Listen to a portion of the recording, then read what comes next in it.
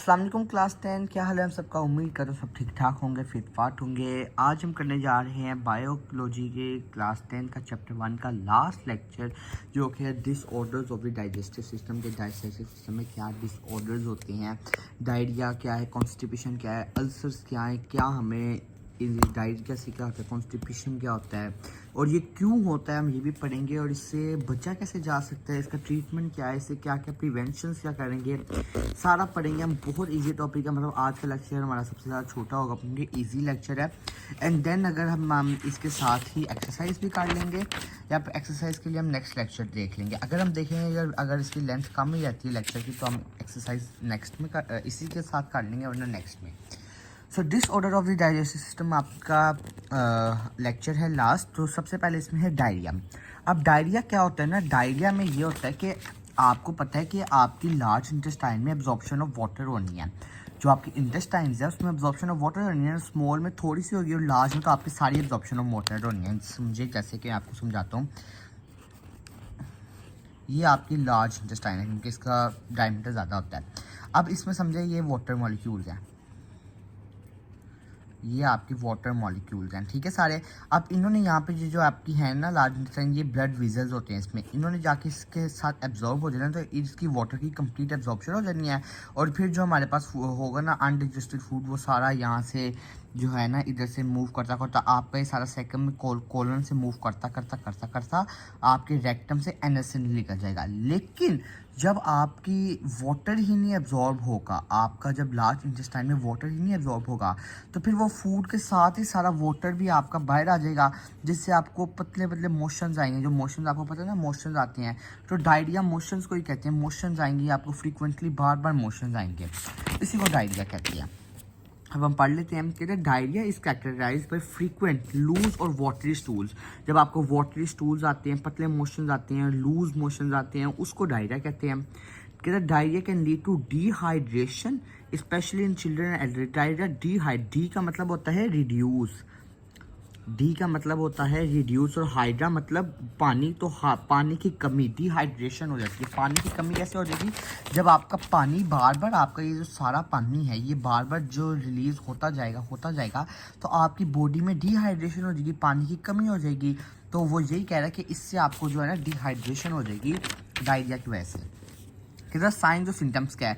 अच्छा, साइंस और सिम्टम्स में क्या फ़र्क होता है ना, साइंस वो होते हैं जो डॉक्टर आपको देख के बताता है। समझो डॉक्टर के पास आप गए, डॉक्टर आपको देख के बताएगा कि आपको मुझे देख के ना ये साइंस लग रहे हैं, आप ये है। और सिम्टम्स वो होंगे जो हम जाके डॉक्टर को बताएंगे कि पी से आपने पी तो पेशेंट। तो सिम्टम्स वो होंगे जो हमने जाके डॉक्टर को बताना है कि हमें ये हो रहा है। तो इसके साइंस और सिम्टम्स क्या है डायरिया के बचाने के। एब्डोमिनल क्रैम्प्स और पेन, पेट में बहुत ज़्यादा दर्द, मतलब ऐसे नहीं दर्द हो ही जा रही है, दर्द हो रही है फिर रुक रही है, मतलब क्रैम्प्स हो ही जा रही है, दर्द रुक रही है, हो रही है रुक रही है। कहता है ब्लोटिंग, ब्लोटिंग होता है गैस, ब्लोटिंग कहते हैं गैस को, पेट में गैस हो जाना, ये डायरिया के साइंस और सिम्टम्स हैं। एंड डिहाइड्रेशन जो आपको बता चुका हूँ, ठीक है, डिहाइड्रेशन हो जाना। ड्राई माउथ, ड्राई माउथ, मुंह का खुश्क होना। जब आपको डॉक्टर देखेंगे ना, वो साइन में बताएगा कि इसका मुंह ही खुश्क है, ड्राई माउथ है इसका। फिर ये है तो आप बताओगे ना गैस हो रही है पेट में, ये सब कुछ। लेकिन डॉक्टर देख के बता देगा कि इसका ड्राई माउथ है, ये साइन में बताएगा कि ड्राई माउथ है, ठीक है। उसके बाद डार्क यूरिन, आपने ये देख एग्जाम करना है कि अगर जब आपको कभी ना करे डायरिया हो, लेकिन अगर डायरिया होता है ना, डायरिया होता क्यों है, इन्फेक्शन की वजह से। अगर आपकी कोई ये मैं आपको सॉरी मेन इंपॉर्टेंट बात प्रारंभ हो गया कि अगर आपकी स्मॉल इंटेस्टाइन या लार्ज इंटेस्टाइन कहीं पे इन्फेक्शन होता है, तो वो इन्फेक्शन की वजह से आपको डायरिया होता है, डायरिया, ठीक है। तो साथ में तो तब जब आपको डायरिया होगा ना, तो आपको डार्क यूरिन आएगा, येलो, डार्किश येलो कलर का यूरिन होगा। इसके कोजेस क्या हैं, ये क्यों होता है, कैसे होता है, कोजेस क्या कहते हैं, इन्फेक्शनस, बैक्टीरियल, वायरल और पैरासाइट्स। कहते हैं इन्फेक्शंस की वजह से हो सकता है, जो कि बैक्टीरिया से होंगे, या वायरल कोई इन्फेक्शन चल रहा हो, पैरासाइट की वजह से। फिर फूड एलर्जी, बाज़ का तो लोगों को फूड एलर्जी होती है, जैसे किसी को गंदम से एलर्जी है, वीट से, तो उसने वो खा लिया तो उसको फूड एलर्जी हो गई, तो उसको डायरिया हो गया। स्ट्रेस, अब आपको समझो कोई बोर्ड का एग्जाम है, या आपको कोई इंपॉर्टेंट पेपर है या कोई चीज़ है, और आप बहुत ज़्यादा स्ट्रेस ले रहे हैं, तो आपको तब भी डायरिया हो सकता है, स्ट्रेस की वजह से भी। और फिर सर्टेन मेडिकेशन, जैसे कुछ एंटीबायोटिक्स भी होती हैं जिनसे हमें डायरिया हो जाता है। अब वो कह रहा है इसका ट्रीटमेंट क्या है, कहता है ड्रिंकिंग प्लेंटी ऑफ फ्लूइड्स, कहता है क्योंकि अब डायरिया में हमारे पास क्या हो रहा है, सारा वाटर तो बाहर जा ही जा रहा है, कॉन्स्टिपेशन सॉरी डायरिया में हमारे पास लूज ऑफ वाटर हो ही जा रहा है, सारा पानी तो यहाँ पे इसके साथ एब्जॉर्ब हुआ नहीं, सारा पानी तो बाहर जा ही जा रहा है, तो इसलिए हम और पानी पिए और फ्लूइड्स पिए, ठीक है। और यूज़ ऑफ ORL, अब जो डायरिया में सिर्फ पानी नहीं जा रहा, हमारे सारे इंपॉर्टेंट सोडियम पोटेशियम सारे न्यूट्रिशंस भी जा रहे हैं, तो इसलिए ORS पिए। अगर आपको कभी भी किसी घर में आपके किसी जो है रहता है कोई इसको हो जाए ना डायरिया, तो उसको भाई ORS लाजमी पिए। ईटिंग अ सॉफ्ट डाइट, मतलब कोई दलिया वगैरह खाएं, खिचड़ी वगैरह, सॉफ्ट डाइट लें। और फिर यूजिंग एंटी डायरियल मेडिकेशन, जैसे डायरिया हुआ तो फिर उसकी एंटी डायरियल मेडिकेशन लें जो डायरिया को ख़त्म करें। साथ में टेकिंग एंटीबायोटिक्स और अदर ट्रीटमेंट, या एंटीबायोटिक्स लें, या फिर अगर सर्वाइव केसेस होते हैं, कुछ ज़्यादा खतरनाक कंडीशन होती है, फिर उसके और अदर ट्रीटमेंट्स होते हैं। प्रिवेंशन क्या है कि अभी आपको डायरिया हुआ नहीं है, प्रिवेंशन का मतलब है अभी आपको एक चीज़ हुई नहीं है, उससे पहले ही बचने के क्या तरीके हैं। तो आप अपने हैंड्स को लाजमी रहेंगे, आपका बैक्टीरिया भी है ना, तो बैक्टीरिया भी आपका इन्फेक्शन करता है, तो इसलिए आप अपने हैंड्स को रेगुलरली धोएं। इस स्पेशली कहता है बिफोर ईटिंग, खाने से पहले, और आफ्टर यूजिंग द बाथरूम और बाथरूम के बाद। अवॉइडिंग कॉन्टेमिनाइट फूड और वाटर, अवॉइड स्ट्रेस। कॉन्टेमिनाइट फूड और वाटर मतलब है गंदा खाना, गंदा पानी। कहीं आप ऐसी जगह कहें जहाँ पे मक्खियाँ वगैरह उड़ रही हैं, गंदा उंदा खाना पानी है, तो वहाँ पे गंदा खाना और गंदा पानी से परहेज़ करें, और स्ट्रेस भी ना लें। अल्लाह पे तवक्कुल रखें, हर चीज़ ठीक होगी, तो स्ट्रेस भी ना लें। तो ये डायरिया था। अब कॉन्स्टिपेशन जो है ना, वो डायरिया का एकदम 180 डिग्री रिवर्स है। इसमें क्या है, इसमें आपको फ्रीक्वेंटली स्टूल्स आ ही जा रहे हैं, लेकिन इसमें जो है ना आपके स्टूल्स आ ही नहीं रहे, जितने आने चाहिए उतने स्टूल्स नहीं आ रहे, और बहुत डिफिकल्ट से ड्राई एंड हार्ड स्टूल्स आ रहे हैं, उसे हम कॉन्स्टिपेशन कहते हैं। तो कहते हैं constipation is a condition in which faces, हमने पढ़ा था ना जो फेसेस हमारे होते हैं, ये देखिए आपको ये लेक्चर हमारा याद हो, लार्ज इंटेस्टाइन का, इसमें हमने फेसेस पढ़ा था। फेसेस क्या होता है, जब हमारा वाटर एब्जॉर्ब हो जाता है ना, तो हमारा जो है ना ये जो स्टूल बनती है हमारी हार्ड होती है ना, तो वो जो सॉलिड वाइज हो के बनती है ना, उसे फेसेस कहते हैं। तो कहता है कि इसमें क्या होगा ना, हमारे पास कॉन्स्टिपेशन में जो फेसेस हैं वो आर नॉट एलिमिनेटेड, वो निकलेंगे नहीं बॉडी से एट रेगुलर इंटरवल जो उनको निकलना चाहिए, तो फेसेस में निकलेंगे नहीं, इसमें निकले जा रहे हैं, लूज ऑफ हो जा रहे हैं, लूज मोशन, इसमें जो है ना कॉन्स्टिपेशन में निकलेंगे नहीं। अब साइंस एंड सिम्टम्स क्या है इसके, कहता है इनफ्रीक्वेंट और difficult bowel movements less than 3 times a week. कहता है कि आपको बहुत कम बाउल मूवमेंट्स है, बहुत कम आप जो है ना स्टूल्स पास करें, कम से कम आपको एक वीक में 3 टाइम स्टूल लाजमी पास होना चाहिए, वो आपकी हेल्दी कंडीशन है। वैसे तो हम हर रोज़ ही स्टूल पास करते हैं डेली, लेकिन कभी कभार कोई 1-2 दिन बात करता है, लेकिन 1 वीक में 7 डेज में 3 टाइम ज़्यादा होना चाहिए। लेकिन अगर less than 3 times a week हो तो फिर आपका कॉन्स्टिपेशन है। कहता है हार्ड एंड ड्राई स्टूल्स, अब आप देखें कॉन्स्टिपेशन में क्या हो रहा है ना, डायरिया में सारा पानी जा रहा था, तो कॉन्स्टिपेशन में सारा ही वाटर एब्जॉर्ब हो गया ब्लड वेसल्स में, तो कोई वाटर ड्राई नहीं जो इसको स्टूल को पास करे, तो वो फिर उसकी वजह से ना आपको कॉन्स्टिपेशन होगी, जिसकी वजह से आपका बहुत मुश्किल से स्टूल पास होगा। और एब्डोमिनल डिस्कम्फर्ट और ब्लोटिंग, वही आपको डिस्कम्फर्ट फेस होगी और गैस हो जाएगी। कोजेस क्या है इसके, क्यों होता है, कहता है lack of fibre in diet, आपकी डाइट में फाइबर बड़ा कम होता है, न्यूट्रिशन बड़े कम होते हैं, फाइबर कम होता है, इस वजह से डायरिया होता है। डिहाइड्रेशन की वजह से, वही डिहाइड्रेशन हो गई, अब आपको अभी भी पानी जो सारा आपका ऑब्जर्व हो गया, तो फिर आपको डिहाइड्रेशन हो गई। फिर lack of physical activity, physical activities भी लाजमी करनी चाहिए, उसकी भी लैकिंगनेस की वजह से। फिर सर्टन मेडिसिन, जैसे कि कहते हैं कुछ पेन किलर्स और आयरन सप्लीमेंट्स होते हैं जो कि आपको कॉन्स्टिपेशन कर देते हैं। और अदर डिजीजेज एग्जांपल डायबिटीज़ भी जो है आपको कॉन्स्टिपेशन कर देती है। तो ट्रीटमेंट क्या है इसका, कहता है इंक्रीजिंग फाइबर इनटेक लाजमी लें। जो फाइबर कहाँ से मिलते हैं हमें, फ्रूट वेजिटेबल से मिलते हैं, तो फ्रूट्स वेजिटेबल होल ग्रेन्स, तो फाइबर की इनटेक ज़्यादा करें अपनी बॉडी में। ड्रिंकिंग प्लेंटी ऑफ वाटर, अब आपको पता है डिहाइड्रेशन कॉन्स्टिपेशन में भी हो रही है, तो पानी ज़्यादा पिए। एक्सरसाइज करें, फिजिकल मूवमेंट लाजमी करें, regular exercise. Use medicine as prescribe by doctor, जो डॉक्टर खुद से नहीं तजुर्बे लग जाने कि माँ से, देसी माँ से कोई पकड़ा कोई तजुर्बा, ये बाबा की कोई हकीम की पक्की खा ली, ये नहीं करना आपने। प्लीज़ किसी डॉक्टर के पास जाएं, अच्छे रहेंगे, आपकी कंडीशन ये बाद में सीरियस भी चल जाती हैं, इसलिए आप पहले इसमें क्या करेंगे, किसी डॉक्टर के पास जाएं और वो जो मेडिसिन दे उसको लें। प्रिवेंशन क्या है कि अभी आपको डायरिया हुआ नहीं है तो उससे क्यों कैसे बचा जा सकता है। तो प्रिवेंशन क्या है कि हाई फाइबर डाइट लें और ड्रिंक कर ज़्यादा से ज़्यादा पानी पिया करें और हाई फाइबर डाइट लेंगे तो हमारी वैसे भी ज़िंदगी का मेन गोल है।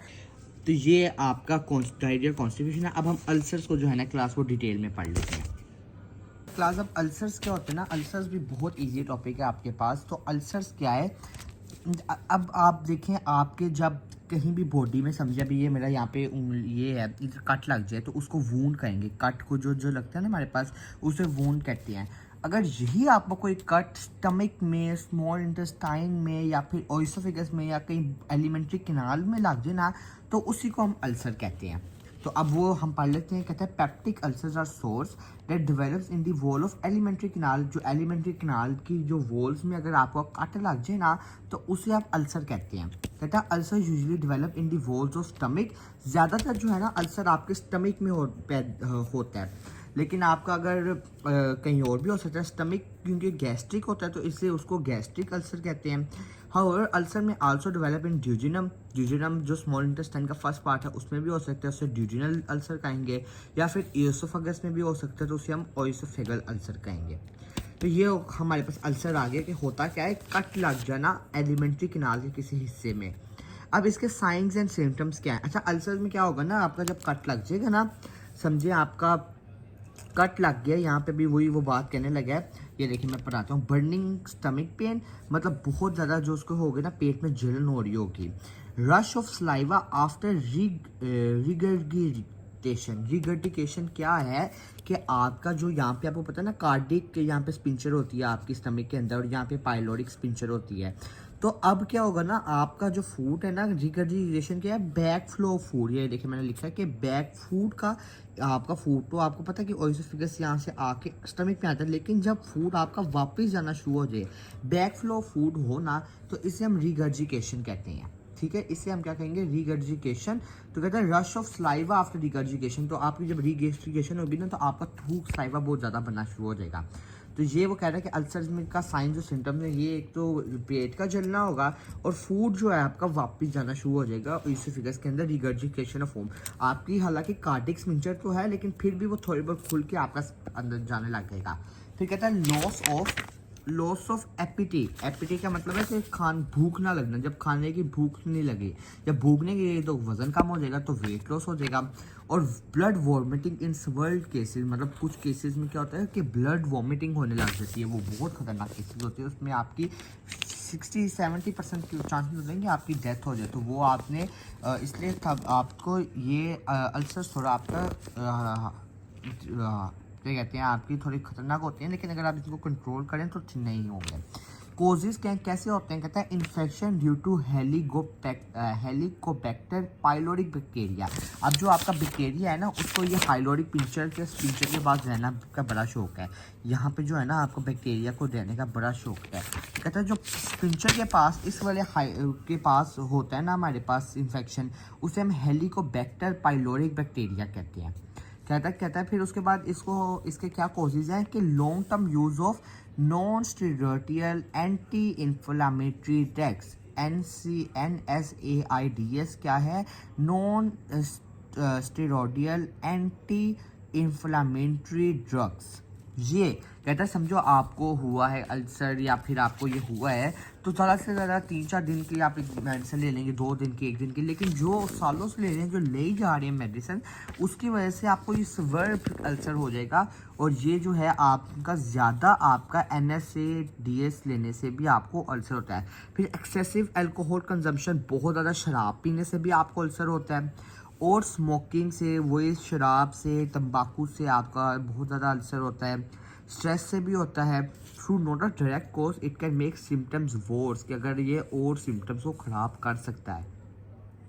ट्रीटमेंट क्या है हमारे पास अल्सर्स का, antibiotic to clear H pyloric infection. कहता है एंटीबायोटिक्स लें आप हेलिकोबैक्टर जो है H pyloric infection, helicobacter pyloric infection को ख़त्म करने के लिए। Medicine called antacids. अब एंटासिड्स क्या है, जो एसिड्स के अगेन काम करें। आपको पता है अल्सर्स है, इसने जब ऊपर जाना है आपको पता है यहाँ पे स्टमक में आपके पास HCl भी होता है, तो जब आपका उसी तरीके से फूड अब जब आपने रीइगर्गेशन होनी है तो फूड ने वापस जाना है, तो ये कोई वो फूड नहीं है, इसमें एसिड भी है। तो जो वो आपने क्या कहते हैं मेडिसिन लेनी है जो एंटी एसिड जो एसिड के अगेन काम करें, एंड प्रोटोन पंपिंग इनहिबिटर्स। इसकी प्रिवेंशन क्या है कि भी आपको अल्सर हुआ नहीं है, क्या चीज़ें आप कर सकते हैं कि avoiding excessive use of pain killers के वही वो कह रहा है कि non steroidal anti inflammatory drugs ना लें आप, मतलब ज़्यादा से ज़्यादा पेन किलर्स ना करें, ज़्यादा से ज़्यादा पेन किलर्स ना लें, जब डॉक्टर कहे तभी लें या बहुत ज़रूरत हो। अगर आप बहुत ज़्यादा पेन किलर्स देते जाते हैं तो आपको अल्सर्स हो जाएंगे जो कि एक्सट्रीम कंडीशन पर भी जा सकते हैं। फिर कहता है अवॉइडिंग स्पाइसी फूड्स भी ना खाएं, मतलब बहुत ज़्यादा स्पाइस वाले, और ईटिंग अ बैलेंस डाइट, और एक बैलेंस डाइट जब तक आप लेंगे तो आपको अल्सर्स नहीं होंगे। तो ये हमारा चैप्टर जो है चैप्टर 1 ह्यूमन डाइजेस्टिव सिस्टम हमने कंप्लीट पढ़ लिया। इसका ओवरव्यू भी कर लेते हैं, क्या क्या पढ़ा हमने। न्यूट्रिशन पढ़े, उसकी इंपॉर्टेंस पढ़े, इसमें ये स्टेप्स पढ़े आपको आ सकते हैं लोगों के लिए। फिर हमने ह्यूमन डाइजेस्टिव सिस्टम डिटेल से पढ़ा, इसमें हमने खाने को कैसे जा रहा है एलिमेंट्री किनाल में, मुंह से लेकर खाना अन्न से जब तक निकल नहीं जाता क्या क्या प्रोसेस होता है, ये हमने डिटेल में पढ़ लिया। मतलब कंप्लीट डाइजेशन ऑफ फूड हमने पढ़ लिया है ह्यूमन डाइजेस्टिव सिस्टम में, जिसमें oral cavity, pharynx, oesophagus, stomach, small intestine, absorption of food पढ़ा, लार्ज इंटेस्टाइन पढ़ी, सारा पढ़ा, और फिर लीवर का रोल पढ़ा, और उसके बाद आखिर में आज का जो लेक्चर था हमने disorder of the digestive system भी कर लिया। तो उम्मीद करता हूँ आपको मेरा चैप्टर 1 आज कंप्लीट हो गया, तो आपको अच्छी एक्सप्लेनेशन लगी होगी। तो अगर आपको चैप्टर 1 अच्छा समझ आया है मेरे लेक्चर से तो आप प्लीज़ कमेंट डाउन किया करें, कमेंट्स मुझे बहुत सपोर्ट करेंगे। तो कमेंट्स में बताएं कि आपको अच्छा लगा है और चैप्टर 2 कब से स्टार्ट करना है। तो इंशाल्लाह अगर अच्छा फीडबैक आता है तो हम चैप्टर 2 भी जल्दी स्टार्ट कर देंगे। सो अभी चैनल को सब्सक्राइब कर लें। नेक्स्ट लेक्चर चैप्टर 2 के होंगे जो कि है ह्यूमन रेस्पिरेटरी सिस्टम। तो ये भी काफ़ी इजी चैप्टर है, इसको हम एज अ शॉर्ट करेंगे। तो तब तक के लिए मिलते हैं नेक्स्ट वीडियो में नेक्स्ट चैप्टर के साथ। अल्लाह हाफिज़।